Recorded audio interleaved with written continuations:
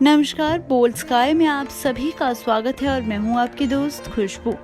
आज गुप्त नवरात्रि है। आज से तंत्र विद्या की साधना करने वाले साधक 10 महाविद्याओं को प्रसन्न करने हेतु विशेष पूजा अर्चना करेंगे। साल में 4 नवरात्रि होती हैं। माघ महीने के शुक्ल पक्ष में पड़ने वाली गुप्त नवरात्रि के 9 दिन माँ दुर्गा के विभिन्न स्वरूपों की पूजा की जाती है। ऐसा कहा जाता है कि आषाढ़ महीने में होने वाली नवरात्रि का ज्ञान कम ही लोगों को होता है, इसलिए इसे गुप्त नवरात्रि कहा जाता है।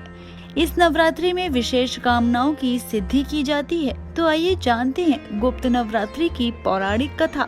पौराणिक कथाओं के अनुसार प्राचीन समय की बात है, जब ऋषि श्रृंगी भक्तों को प्रवचन दे रहे थे। इसी दौरान भीड़ से एक स्त्री हाथ जोड़कर ऋषि के सामने आई और अपनी समस्या बताने लगी। स्त्री ने कहा कि उनके पति दुर्व्यसनों से घिरे हैं और इसलिए वे किसी भी प्रकार का व्रत, धार्मिक अनुष्ठान आदि नहीं कर पाती।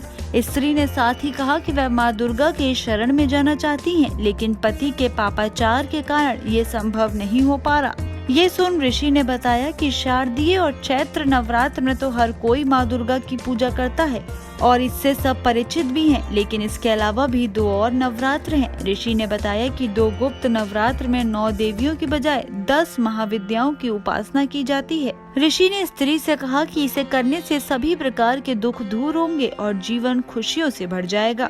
ऐसा सुनकर स्त्री ने गुप्त नवरात्र में गुप्त रूप से ऋषि के अनुसार माँ दुर्गा की कठोर साधना की। माँ दुर्गा इस श्रद्धा और भक्ति से प्रसन्न हुई और इसका असर ये हुआ कि कुमार्ग पर चलने वाला उसका पति सुमार्ग की ओर अग्रसर हुआ। साथ ही स्त्री का घर भी खुशियों से भर गया। इस वीडियो में फिलहाल इतना ही। इसी तरह की तमाम जानकारियों के लिए जुड़े रहे हमारे साथ।